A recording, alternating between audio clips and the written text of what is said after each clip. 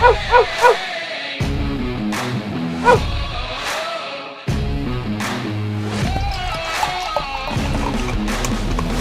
going on, guys? UFC Vegas 53 recap.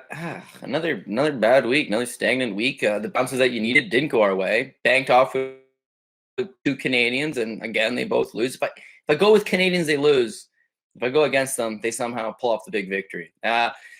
And then, yeah, just like really Andre Fili could have helped out official horse DA Jimmy, getting really close. So anyways, just so much shit on my plate. The last thing I want to do is turn into a result at the end of the night, watching the fights and, in replay time. Don't know the results, been able to keep those off, and then seeing Fili get melted like that. Heartbreaker. But anyways, let's look at what else went wrong, because, of course, lots else had to go wrong. Shane Young, Gina Mazzani.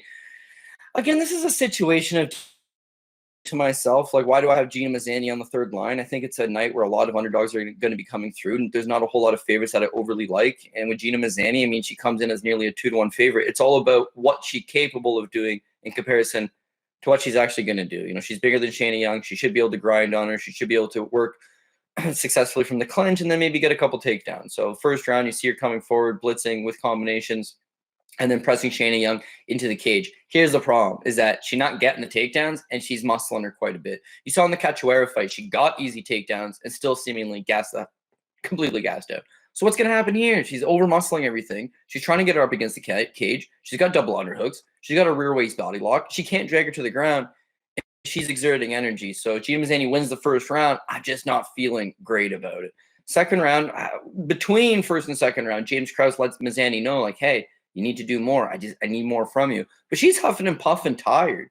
I mean, she's slumped over. Body language doesn't look good. He's asking for more. He's right. She needs more. But she also did win the first round. So, maybe conserve a little bit. I don't know. She took his advice, though. She comes out for the second round. She's throwing combinations. She's being aggressive. She's coming forward. She's outlanding Shayna Young. She's out-voluming Shayna Young. She's winning the round, per se.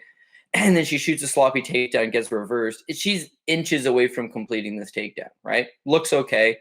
One bad slip up, gets swept. And as soon as Shayna Young ends up on top, she just goes to town, starts smashing her. Mazzani bellies down, gives up her back, and then just takes too many answer blows, and that's all. So, I mean, the fight game's so unforgiving, but you have Mazzani does win the first round. Mazzani is winning the second round, and like inches away from completing the takedown, ends up with Young on top, and then Young just smashes her. So credit to Shayna Young. She did exactly what she had to do. This is a must-win situation for her. She didn't look great in the first round. Her volume wasn't quite there the second, but she capitalized as soon as she was presented with an opportunity.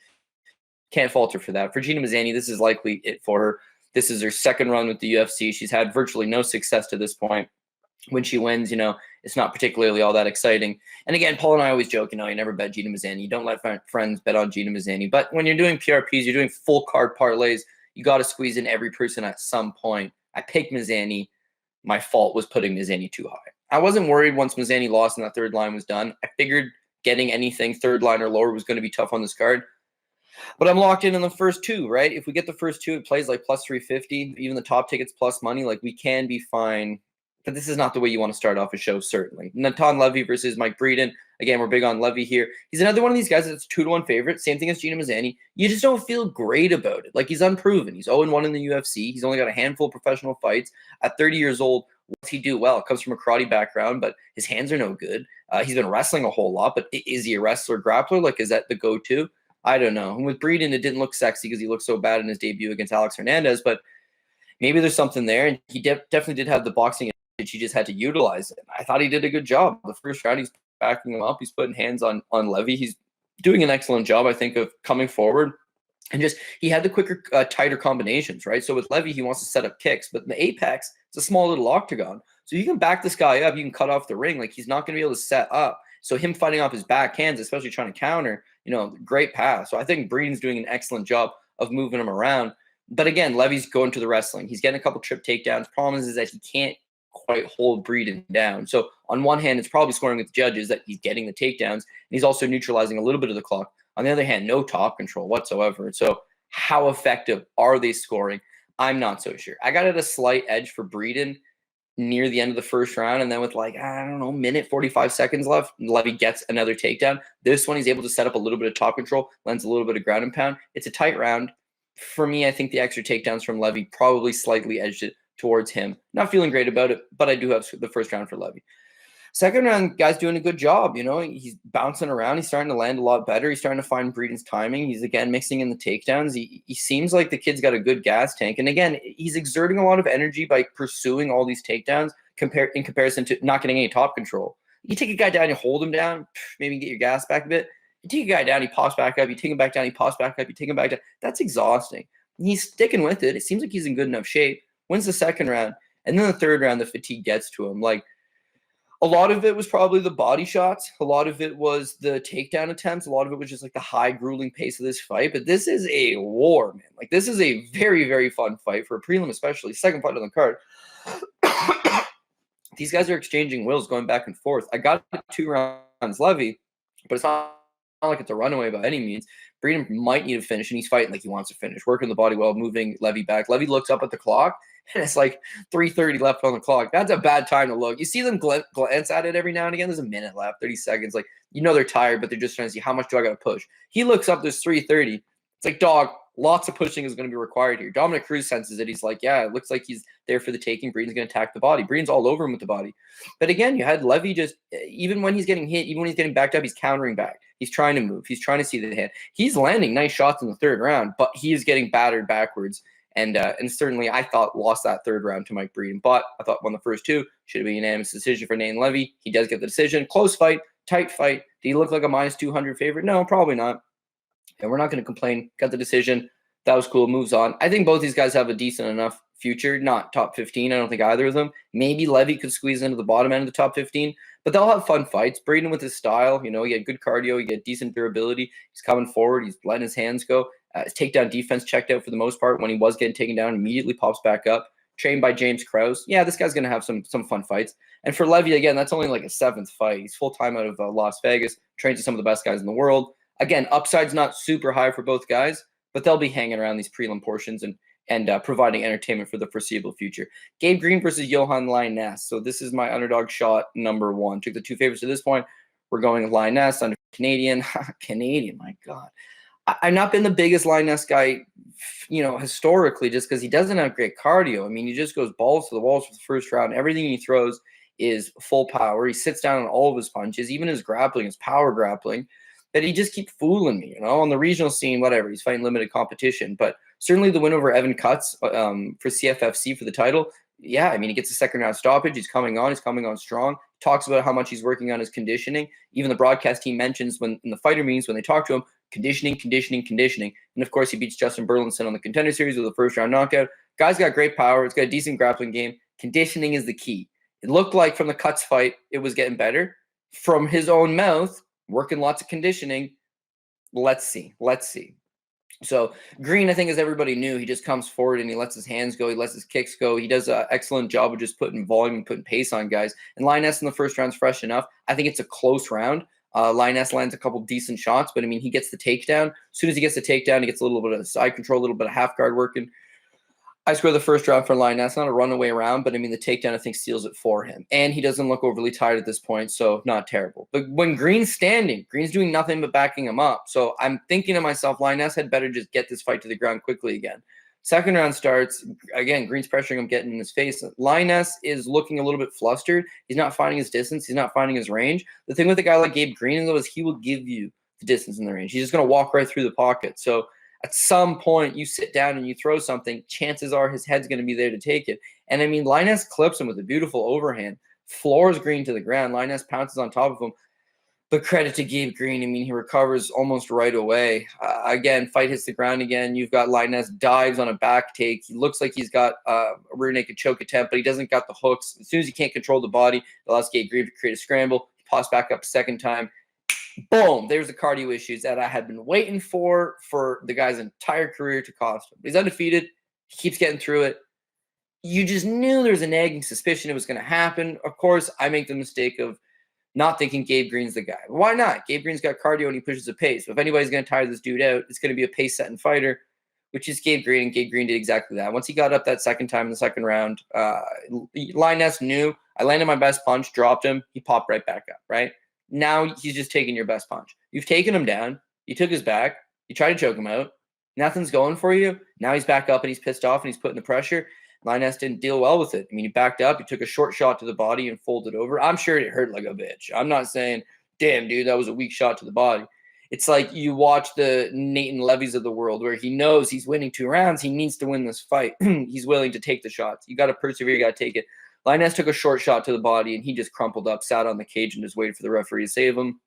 And that's what happened. So solid victory for Gabe Green. He's an all-action fighter. I mean, again, I don't think his upside's super high by no means, but he's going to have a lot of entertaining fights. And in this division, there's a lot of entertaining fighters for him to get matched up with. So, yeah, give me a Gabe Green, Brian Barberena, like just stuff that's going to be fight of the night. It's going to be a fight of the night contender at the very least. Fans are going to get their money's worth, but is he a contender? Is he moving his way up the ranks? I don't know. Fun, all-action guy, just maybe lacking, real upside down the road. And for Johan Linus' first loss, I usually say this is good. Don't love undefeated fighters because you never learn that where did things go wrong? Where did you have to deal with a little bit of perseverance? Where did you have to go back to the drawing board and make some changes? You don't really discover yourself fully until you lose. Johan Linus had defeated everybody until this point. His ground game looked okay. His striking looked murderous. His conditioning, I'm working hard on my conditioning. This would be a realization that not working hard enough. Got to do more. Always got to do more if you want to take to the next level.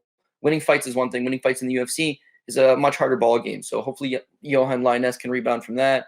Again, I think he's got enough upside to hang around the division, have some more fun fights. Just long-term, not a whole lot of these guys had like long-term potential. Francisco Figueiredo, who's older brother, has got great potential, and he's the current champion, taking on Daniel Lacerda. This one did not go how I thought, but just thankful that we just ended up on the right side of it. So it was another dog shot. This was dog number 2, Francisco Figueiredo. Again, he's the younger brother of Davidson, and that doesn't mean anything. But sure to God, he's working at a high level. He's training at a high level. There's something there. He doesn't have the striking of his brother. He doesn't have the physicality of his brother. He doesn't have a lot of things. But again, he's in a world-class training room. He's got the pedigree. He prides himself on this BJJ black belt. And truth be told, I'm thinking, at least tape study-wise, that Francisco will get the takedown, end up on top of Lacerda, and then we're going to out-grapple him. That's how I'm thinking it. Also, plan B, end up on top of him. Lacerda throws up 10 submission attempts because he's just way too over-aggressive off his back, tires himself out. Francisco takes over. This is how I see it playing out in my head. They come out. It looks like Lacerda dyed his hair. It also looks like he went the extra step and dyed his eyebrows and his beard. So strange look, very strange look indeed. And it looks like I underestimated the kid right off the hop. He lands a spinning heel kick right to the throat of Francisco Figueiredo within like the first 15 seconds of the fight. And it was fast, man. Holy shit. This kid is quick. He also throws a 1-2. Damn, this kid's got fast hands. He's all over the place. Francisco's going to be largely outgunned standing. But the grappling, right? Lacerda, I don't know why he thought, I'm going to take this fight to the ground. I would like to grapple with him. You have a massive advantage standing. You've got these flashy techniques. This is your bread and butter, but you're young, you're green, you're going to make mistakes. He ends up on top. Right away, the commentary team's like, oh, he's got awesome grappling off his back. Well, let's see what he's got like on top. A lot of guys are used to being on their back. He's a striker, right? He's used to most opponents wanting to take him down. Therefore, he spends the majority of his grappling exchanges off of his back. He knows how to throw up submission attempts, potentially pop back up. On topic, I don't know. He would have tried to set up some ground and pound surely, but Francisco just rolls up for an easy money knee bar. And then I would have gotten caught in the same knee bar. Who wouldn't have been caught in that same knee bar unless you do jiu-jitsu all the time? And beyond that, one guy's a black belt. One guy's probably closer to a blue belt or a purple belt. Doesn't mean anything in MMA. You see it all the time. You see white belts submit black belts. Doesn't really mean anything. But there are levels to it. Francisco just seen the setup and grabbed it right away, and you could tell Lacerda had no idea. So he's got a long way to go. I think he's still only 25 years old. Like, I'm sure he's going to get better. His striking, again, this kid is fast and dynamic, but he has not yet turned it all together at this point. And listen, it was just kind of I'm not going to call it a fluke. It was a nice little setup, but it's the kind of thing you can just shake off and be like, oh, shit, I made one mistake. Time to go back to grappling. Time to learn, right the mistakes, and then come back. I think Lacerda can come back. I know he's 0-2 in the UFC now. Hasn't particularly looked very good, but I don't doubt that this kid could hang around and eventually tie things together. And for Figueiredo, this is a career best win for him simply because it was a finish. Like his win over Jerome Rivera was kind of a decision, a little bit lackluster. Lose to Malcolm Gordon, not a great look. He needed a win. He needed a decent win, one where he took no damage, got paid, and can hopefully jump right back into camp and improve on his skills. And this was exactly that. So nice for baby Figgy. So crazy that he's his younger brother. Like, he's just so bad. Like, you'd think he'd have some room to improve. I don't know how much he's going to improve, but this is a nice, tight win, exactly what he needed. Alexander Romanov versus Chase Sherman. Shit was Bush League, really. I mean, Chase Sherman knew he was going to get taken down. There was not much he could do. I'll give him one thing. He didn't just show up to roll over. Like, that wasn't his intention. He got taken down right off the hop, immediately pops to a hip, pushes up, pushes the head, gets up to the cage, gets back up, and he gets dumped back immediately. Immediately tries to scramble, get back up, does get back up, and gets dumped back to the ground. He could have quit on the first takedown attempt. He could have quit on the second takedown attempt. Fact is that Romanov was in excellent shape. Romanov's going to take him down 10 times and was going to keep pounding on him, and that was it. He took a couple decent ground and pound shots trying to get up. And then you don't see the Americana in MMA hardly ever, also known as the key lock. It's a move that used to be used all the time back in like the late 90s, maybe early 2000s. And certainly the guys that do use it would have to be, the Dan Severns of the world, guys that are just way bigger than you. They'll just lie their weight on you and attack a 2-on-1. It seems like an easy move to grab, right? But it's not, because most guys will just straighten their arm out. Even though it's 2 arms against 1 arm, they'll just straighten their arm out. You can switch it to a straight arm lock. And by the way, you see way more straight arm locks in MMA than you do Americanas and key locks. But when you're fucking way bigger than a dude and you're way stronger than a dude, it's like a big brother technique. That's essentially what it is. He big brothered his ass. And Chase Sherman had no path to victory. He never at one point was in that fight. He was never, ever in that fight that he was not going to, that he could survive a round. Like, it wasn't even that maybe he could win or maybe he could win a round. It's like he's not even going to get to the 3-minute mark. And it played out exactly like that. Of course, big favorites, it's always like, oh, the big favorite never lives up to the expectations. Like, no, in this case, he lived up to every expectation. And a lot of people just had him inside the distance. A lot of people had him in the first round. All of that proved to be awesome. The only one slight takeaway I could have, well, yeah, Sherman probably cut. They could keep him. I'm cool with that. You got to give him a striker. I think we all know that. Romanov, love this guy. My guy, my favorite heavyweight, a prospect I've been on since the hot. It's 16-0. Like, this record is quickly blooming into something nice. If there's one thing that I kind of got to shit on my boy here for is Chase Sherman shouldn't have gotten up that many times, right? You're way bigger. You've got a much better wrestling, much better grappling. You're strong physically. You take him down, he gets back up. You take him down, he gets back up. You take him down. That's all fair. But just like you saw in the Juan Espino fight, if this thing goes 5 minutes, 10 minutes, starts to go longer, you can't just chain wrestle. You're a big heavyweight. You can't go in there and take 10 takedowns. Maybe Curtis Blades can, but he's a cardio machine. I don't think Romanov's that guy. So when you take down Chase Sherman, that should be it, right? The guys that you're going to fight beyond him, they're going to be getting better and better. They're going to be harder to take down. They're going to be better at getting back up. And Romanov's not going to be able to get away with his game plan of just taking a guy down at will whenever he wants, exerting as much energy as he pleases because he can get a first-round finish. The level will eventually get better for him. So this is as easy as a win as you can get, right? Looked awesome. Highlight reel, smashed him. Zero adversity. My one thing is, like, maybe it should have even been easier. Should have just taken him down and smashed him right then and there. The fact that you allowed him to get back up twice, grappling's not all that good, and you're probably one of these guys that just spends too. Like, even the second takedown on Sherman, he dumped him with like a belly-to-back suplex on his head. Like, you could have just tripped him and spent no energy. You went for the big slam. Will work against Sherman. Will work all day long. Did work against Sherman. Worked all day long. I'm just thinking, is he got top 5 potential? Does he got title challenger potential? Does he have world champion potential? A 16-0 record, his style, his size, his physicality, getting more experience by the day. Yeah, he could be a serious problem. But again, Chase Sherman's not the greatest barometer test, so I don't know that I can just like salivate huge quite yet. Still needs a little ways to go. Krzysztof Jotko versus Gerald Meerschaert. I would have put Jotko on my top ticket. I would have. But, do you want Jotko on a top ticket? And this is supposed to be a competitive fight. Jotko was only minus 165 when we played him. Again, Paul and I talked about it on the previous show. He was one of the favorites on the card that I actually did like. Of course, I don't know. I'm a grown man. I make my own decisions. It shouldn't have fucking been Feely on the top line. It should have been Jotko, but maybe I'm just saying that because it's a hindsight thing. Feely looked good at the time. Jotko looked good, but perhaps not top ticket worthy. So got Jotko on the second ticket. But again, this is a path to victory, right? Styles make fights, path to victory. How does Jotko lose this fight? Well, if he got taken down, yeah, but that's not going to happen. Meerschaert's not going to take Krzysztof Jotko down. And if he did, Jotko's going to get right back up because, again, we've seen this historically throughout the course of his career. He's got a good get-up game. He's got good takedown defense. What if it would just stay standing? Well, then Jotko's not going to lose. What if Jotko gets tired? Well, he's not, because he's got good cardio. There wasn't really many avenues for Meerschaert to win this fight. It seemed like it was going to be Jotko across the board, and Jotko's a decision guy, so likely a 30-27. One of the few fights, very few of these fights played out exactly how you think. This one at least went according to plan. I mean, he stuffed the takedowns in the first round. He was faster than him. He was sharper than him. He was landing the better combinations, and he was just slightly out-voluming him. Second round, much of the same. Only Jotko decides, I can take this guy down if I want, set up shop in his guard.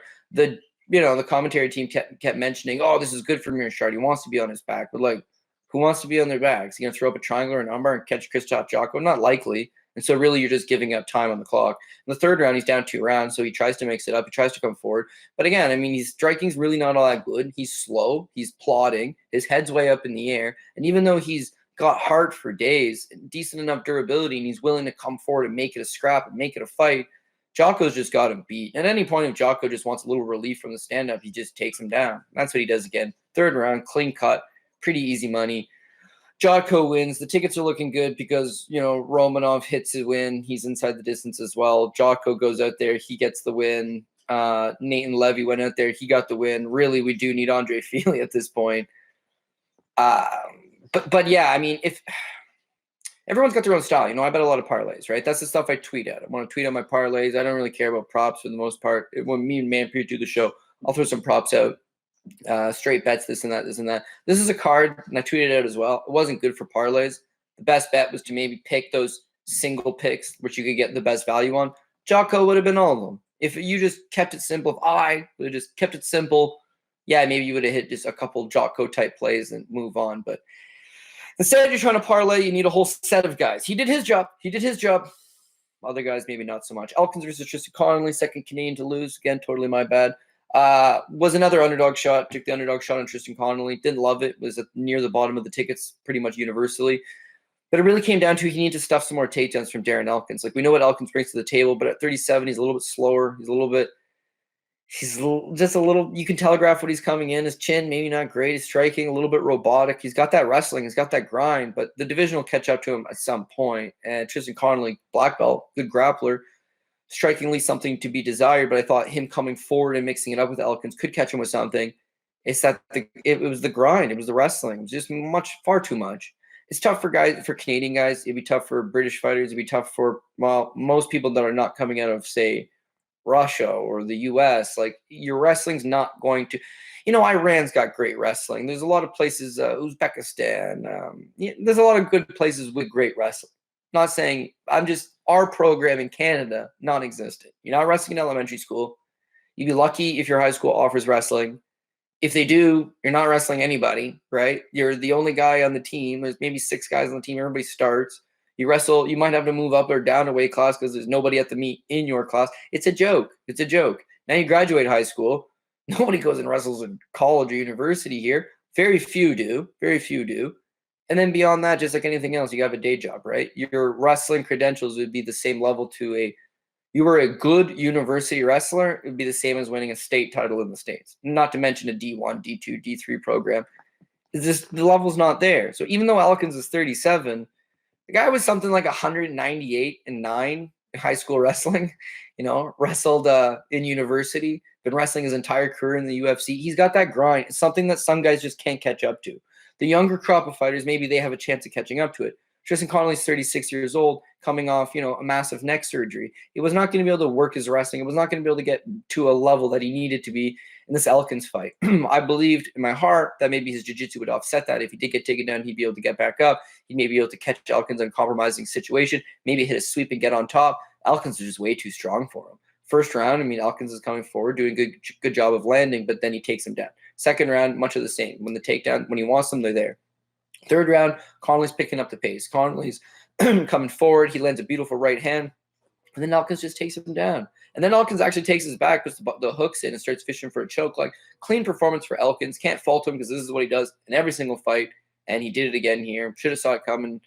Just didn't have the faith level there. And for Connolly, tough. He cashed me a huge ticket in his debut. He's now lost his last 2 since then. Losing to Pat Sabatini and Darren Elkins.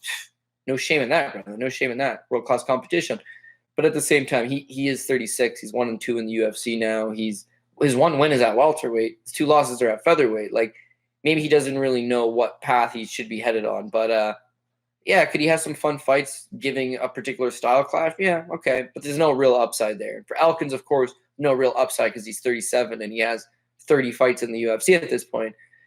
But what more could you learn from a gatekeeper? Like, he'll show you who the frauds are and who the guys that are legit are. He loses to guys that are legit, and I'm not going to call Tristan Connolly a fraud, but, like, if you got no business knocking on the door to the top 20, Elkins will let you know. It looked like Tristan Connolly has zero business knocking on that top 20. The calf slicer, the Peruvian necktie, the banana split. There are tons of ways to come out on top in the octagon, and for UFC 274, there's one more. With DraftKings Sportsbook, the official sports betting partner of UFC.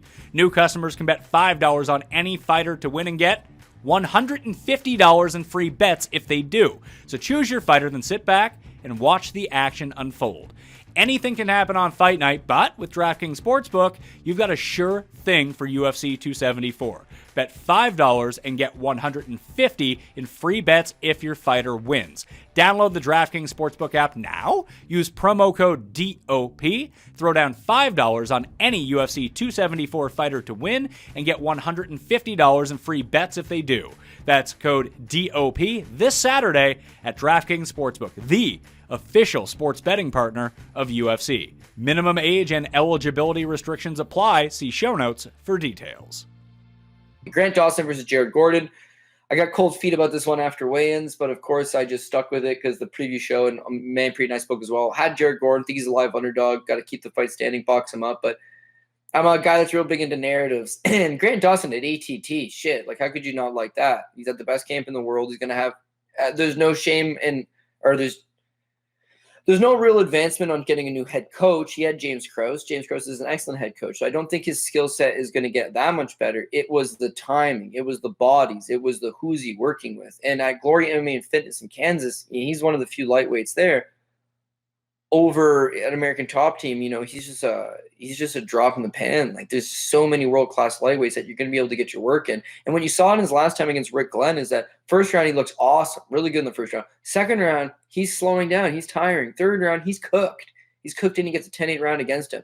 If his cardio was better, his timing was better, he was ready to go and had these bodies and had guys stuffing his takedowns and had guys taking him to deeper waters, well, maybe that could have been averted. So going to ATT, shit, if he shored that stuff up, he's going to be a problem for Jared Gordon on the basis of his power wrestling.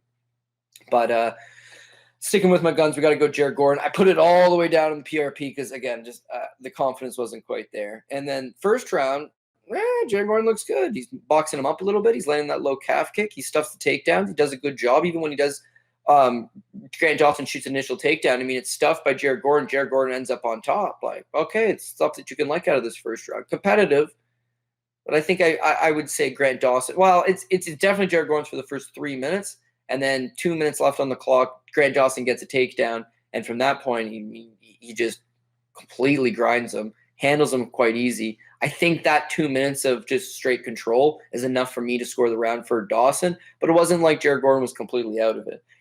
It's the second and the third round now where the kids figured out, okay, the path to victory is take this guy down and just grind on him, and he knows how to do it, and he just kept going right to it. I mean, Gordon's fighting valiantly, but Grant Dawson showed up in good shape, made the adjustments, made the improvements, and a kid like that is going to be a serious problem. He showed up, he fought to the level of his capabilities, he wins the second round, he's up 2.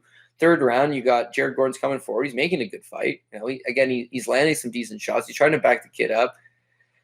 And then again, MMA is such an unforgiving sport. Like, Grant Dawson ends up on top, right? He's landing some decent ground and pound. Grant Dawson pops up. Gordon makes like a half inch over to the right and allows Dawson to just pop his head, take the back, right to a body triangle, right to a rear naked choke, and taps him. Holy shit, man. Jared Gordon is extremely difficult to submit. Never been submitted in his professional career. It's a brown belt under John Danaher, and he's currently at Sanford MMA training with some of the best guys in the world. He is a serious problem in the grappling department. To choke him out, that's huge. But it's like Grant Dawson had good cardio. He was with it the whole way. He made good decisions. This is an improved version of him. And I think at 27, 28 years old, he's still going to be making some more improvements. When we talk about a lot of these guys in this card so far, it's like no future, right? I mean, Shayna Young, Gina Mazzani, Natan Levy, Mike Breeden, Gabe Green, Johan Lioness, Francisco Figueiredo, Daniel Silva, Romanov's got a future, Chase Sherman, Jotko and Meerschaert, Elkins and Connolly, Grant Dawson. Grant Dawson is a good-looking prospect. This is the first time I ever went against him. I paid for it, and I deserve to pay for it because I know how talented he is, and he fights the style I like, which is just constant chain wrestling, constant grappling, take the guy down. Is his striking good? Yeah, maybe not. Who cares? Because he's got an ability to grind and wrestle, and he's got the ring IQ to do it. He needs to show up in shape to be able to do that. And here he did. And that was the one time I fought against him. So, again, the tickets that I had, wow, it was so bottom on the list. It wasn't like at this point it really cost me anything financially. But you hate racking up losses on any card, right? You hate having more guys lose on the card than guys that win. You hate having it's one thing to complain and be like, oh, I got a bad bounce on the scorecard. It's one thing to be like, I got 6 bad bounces. No, that just means you fucking suck, or it was a bad night, one or the other. So I'm trying to tell myself it's just a bad night. But yeah, you got to do something. You got to do something to get things going back again. And I don't know, the luster wasn't quite there. Anyways, I didn't know that at the time because Joannis Brito, Andre Fili hadn't happened yet. And at this point, it's still a salvageable night. We still got top 2 tickets in play. Top ticket against plus money. Second ticket's like a plus 350. We're going to be okay here. We just need the second biggest favorite on the card to come through, Andre Fili. I was hard-pressed to find guys that were betting against him. Seems like everybody liked Fili this week. Seems like people are really into the last performance and how good he looked prior to the eye poke and this and that and this and that. And I talked to Paul on the previous show this week, and I said, with Joannis Brito, this kid's not bad, but he's too young. He's 25. He just unloads full power on all of his punches. Cardio is going to be an issue.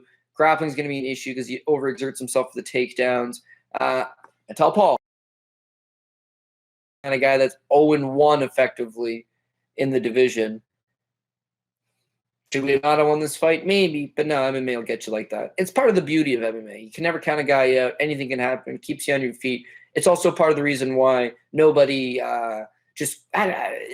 no sport you can just win because you got the best basketball team against the worst basketball team, and some guy goes off for 40 points on the other side, and you bench your starter. Like shit always happens. Hockey's great. You never see a team more than a 3-1 favorite on the money line because it's like the worst team in the league beat the best team in the league. The NFL, some shit team hasn't won all year, somehow goes out there and beats a team that's 7-0. MMA's like that, you got the experience, you got the training, you got just everything, you're long, stay to the outside, this and that, and you get clunked in the head, and that's all she wrote. Andre Fili hadn't been knocked out. I think he's been knocked out once in his career. Yair Rodriguez, head kick, and he got poked in the eye right prior. So he's like touching his eye, trying to signal like, yo, hey, eye poke, and needs a head kick. That you give him a pass on. This one with Joannis Brito, this is a clean knockout. Clean knockout you didn't see coming. And I think the degenerate part of me was like, oh man, early stoppage. Like the human part of you is like, yeah, Brito wasn't going nowhere. And Fili, it looked like he got knocked out. He woke back up, got knocked out a second time, woke back up. Fight got stopped. He was awake.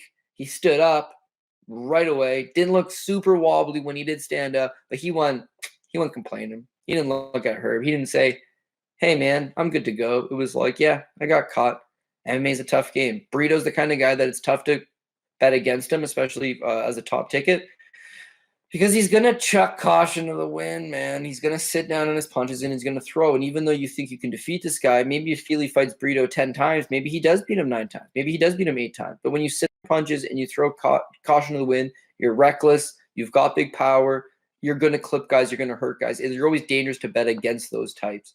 Unfortunately, I had to pay here betting against Joannis Brito because he caught Fili clean, put him down, and it did exactly what he had to do. So, yeah, he's got a nice upside, too, because, again, he's only like 25 years old. He's 6 years younger than Andre Fili. He's going to rack up the same experience level that this guy had, but he's got a little more X factor to his game. He's got that big power. His wrestling is actually not all that bad by virtue of he's just so physically strong. He'll just throw you to the ground. If he puts together some cardio, if he, refines his game, and, of course, just picks up much-needed cage time and makes improvements, gets better, gets paid here, use that money, invest it in yourself, and continue to tread forwards, this is actually a decent enough prospect for sure. Fili, this is a tough setback because he's never been able to gather any type of momentum in the UFC. Despite this long tenure, I was looking at it the other day, Andre Fili has debut, win. Next fight, loss. Then he wins. Then he loses to Pepe. Then he wins over Benitez. Then he lost to Rodriguez. Then he beat Hakran Diaz. Then he lost to Calvin Kattar. Then he beat Artem Lobov and Dennis Bermudez, both of which are cut. First 2-fight winning streak for him in the UFC, 8 fights into his tenure. But then he lost to Michael Johnson. Beat Miles Jury and Shayman Rhimes, both of which are cut from the UFC currently. It's another 2-fight losing streak.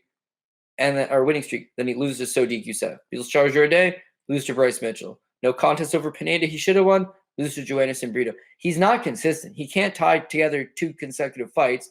The few times he has, it's over subpar competition, and certainly he's not putting together 3 consecutive fights. He is who he is. Chances are he's going to win his next one because, for the record, you don't lose back-to-back fights. But that kind of inconsistency, now that you're 31, it doesn't seem like he'll ever be able to put together a serious, substantial run within the hurtful realization come Sunday morning when you look at yourself in the mirror and you realize that last fight with Daniel Pineda, everyone would have been, oh, dude, you look so good. You look so good. Dude, dropped him 3 times, man. Dude, he wanted out of that fight because you're kicking his ass. You feel good. You feel good. You know what? I can beat guys in this division. Everyone's saying how my striking has improved and I'm working my wrestling hard. And to go and get humbled like that, maybe he got clipped. Sure, but is it going to happen again in the future? It could. This division just keeps getting hungry and stronger. And Brito's one of these kids that's hungry and strong. Andre Arlovski versus Jake Collier. This would have been a real slap to the face if my parlays were still kicking it at this point with Collier on it, because I don't know. Well, I know exactly how. Part of me thinks, how the hell does Andre Arlovski keep getting these greasy-ass decisions? The other part, I explained it exactly in great detail to Paul Shaughnessy, that he's Andre Arlovski, man. The guy is a legend. Been fighting since 1997. Has fun everybody in the game. He was in Universal Soldier, the movie. The guy is a badass. He's 43 years old. He's still doing the damn thing. When you watch him fight and it's a close round, you tend to give it to him because he's Andre Arlovski. If you thought to yourself, geez, that was a close round. You know, that other guy I'd never heard of who's done nothing in the sport, done nothing in the sense of like compared to what Arlovski's done. He maybe landed a few more extra shots, but Arlovski fought valiantly. You give it to Arlovski. People think it's crazy, but it is. Everybody's favorite fighter has fought Andre Arlovski. You look at his record, he's fought a terrorist in Vladislav Doncic, a porn star in Aaron Brink, former champion Rico Rodriguez, former title challenger Pedro Hizzo, Ian Freeman, the first British poster boy for mixed martial arts, Matychenko, title challenger, Wesley Cabbage Carrera, legend, Tim Sylvia, champion, Paul Montello, title challenger, Sylvia some more times, Fabricio Verdum, champion, Ben Rothwell, the man, been around forever. Roy Nelson, huge name. Fedor, Antonio Bigfoot Silva, Sergey Haratonov, Travis Fulham, pedophile is not dead. Mike 300 Hayes, Anthony Johnson, Brendan Schaub, shady comedian. Bigfoot Silva again. Travis Brown, Frank Mir, former champion. Stipe Miocic, champion. Alistair Overeem, former title challenger. Josh Barnett, former champion. Francis Ngannou, current champion. Tai Tuivasa, one of the top guys in the sport. He's fought in every guys like Tanner Boser, Felipe Lins, Carlos Felipe, Jared Vandera. Who the fuck are those guys? Who the fuck are those guys is the real question. And you'd really have to put a beating on him or knock him out. Otherwise, they're not going to give you the decision. And for the record, I strongly thought he lost the Tanner Boser fight. I thought he lost the Jared Vandera fight, although closer. I thought he lost his Jake Collier fight. In fact, MMA Decisions has 12 media members score the fight. All 12 of them scored it for Jake Collier.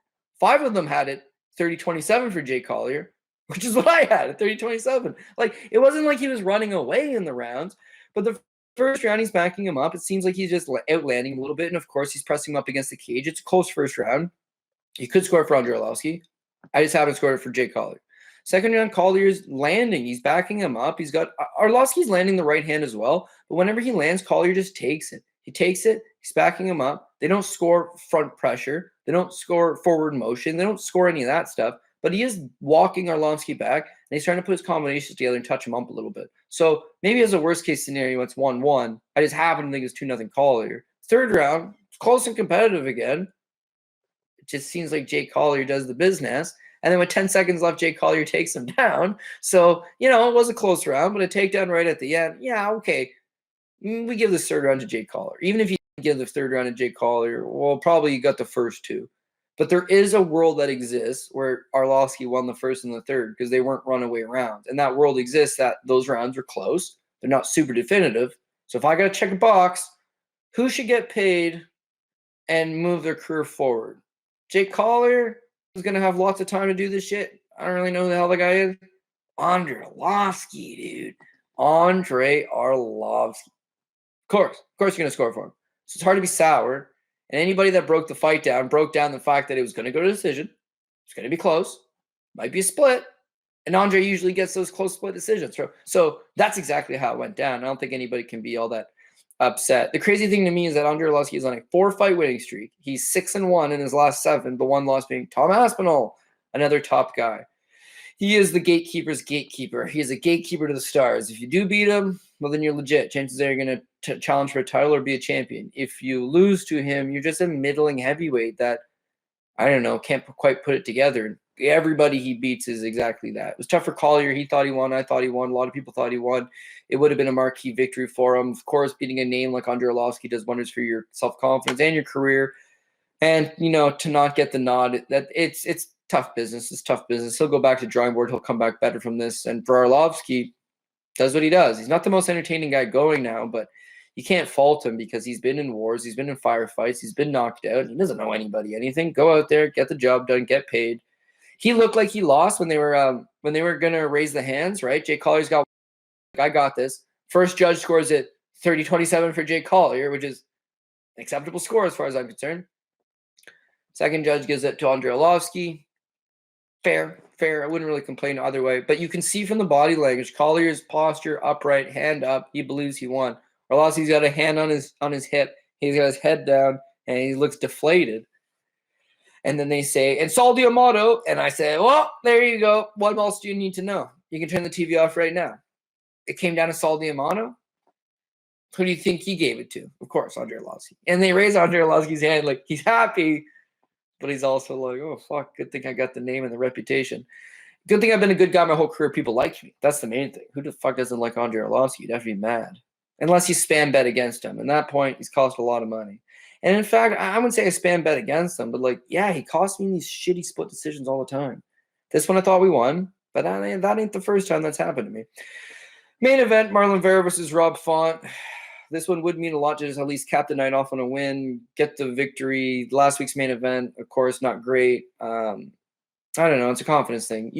When you take a lot of losses, I got Collier wrong. I got Andre Feely wrong. I took a flyer on Jared Gordon. It was stupid. Tristan Connolly. What a bad move that was.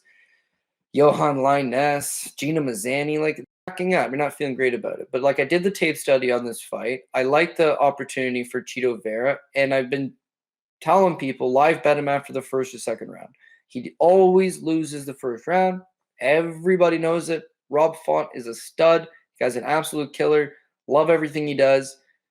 But Chito Vera is a different kind of animal. You've never seen him in 5 rounds before, but you've seen him in plenty of 3-round fights where he always loses the first round, always fights his way back into the second round, and usually outside of the Aldo fight, just puts in an absolute gangbuster 3rd-round performance where he dog walks guys back and puts a beating on them and just does everything he's capable of. Cardio for days, durability for days, heart for days. It's just he runs out of time a lot. So extra 2 rounds, that should be him all day. Love the skill that Rob Font brings to the table, but I think the dog and Chito Vera will come out in a 5-round spot. And beyond that, I got plus 125 Chito Vera earlier in the week. I think the guys that were back in Vera got that slight dog money, but the key here was to bet it after the first, maybe second round, because you knew he was going to definitely lose the first, might lose the first 2, but the opportunity would be there to get a much better price tag. So the fight starts, and he's getting his face jabbed off. He's getting out punched 3-1. Rob Font is looking crisp. His footwork is good. The jab, of course, is on point. He does an excellent job of setting that jab. You think it's coming, right hand over the top. Everything he throws is fast. Everything he throws is that he'll march forward, hit, move out of the way. He's fighting an excellent fight. Definitely wins the first round. Chito goes to his corner. Jason Perillo sits him down and says, Chito, I know you don't mind doing that in the first round, but we're going to need more. Because he had a bad weight cut. Rob Font did miss weight by 2 pounds.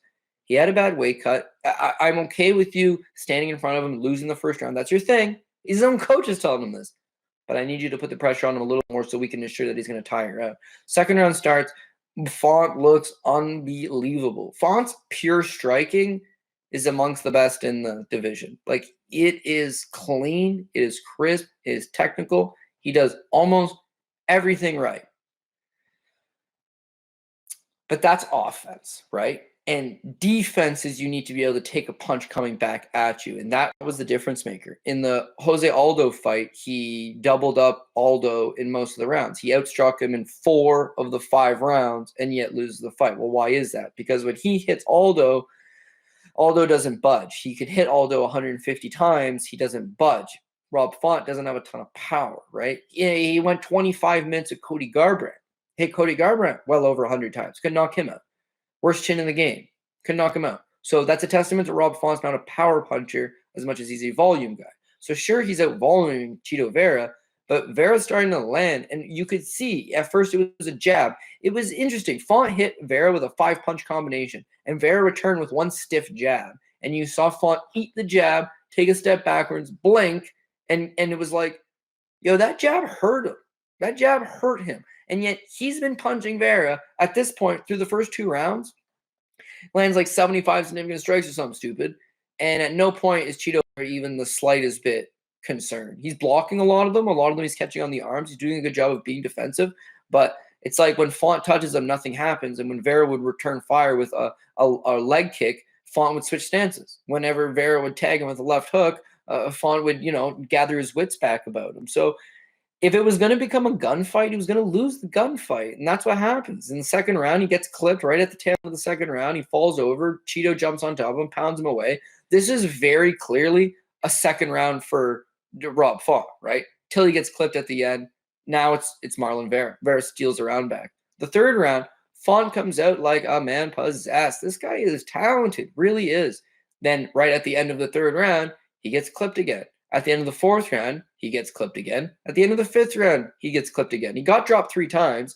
In the fifth, he didn't quite go down, but these hook kicks that Chito was throwing, like these techniques that were kind of coming off base and different rhythm style moves, like they would just clip him, and it's the one you don't see coming. But as soon as he gets hit with something clean or something significant, his legs just go. He loses his equilibrium. He does the stanky leg, and then half the time his opponent recognizes it and runs in, and he'll just topple over and hit the ground because he's got no balance. So it looks bad with the judges. It doesn't matter that you're out striking him in every round. You're getting wobbled in every round. You're getting hurt in every round. Chito backs him up.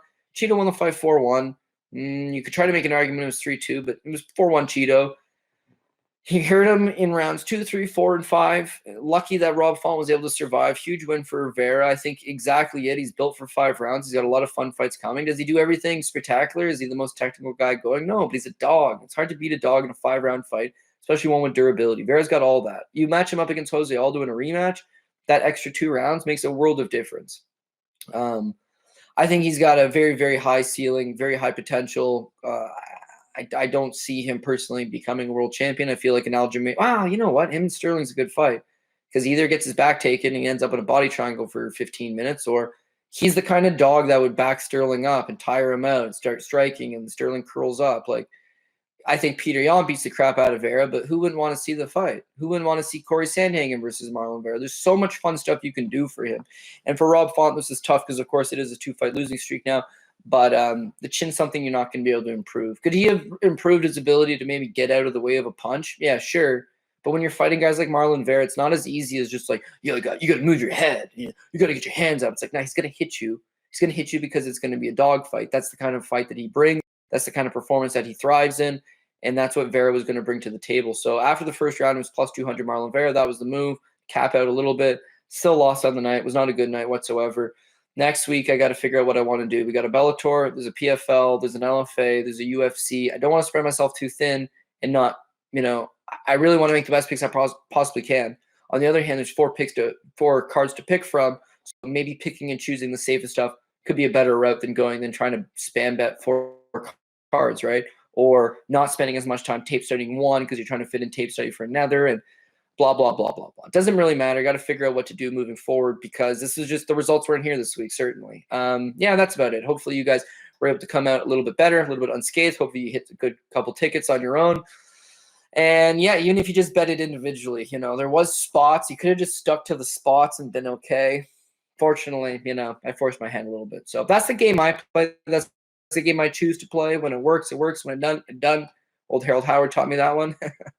And last night, it done. So what can you do? Anyways, that's about it for the UFC Vegas 53 recap. Hope you guys enjoyed the fights from an entertainment perspective. They were awesome. And hopefully next week they are still awesome. but with a little more cash in the pocket at the end of it. Till that next time, I'll catch you guys later.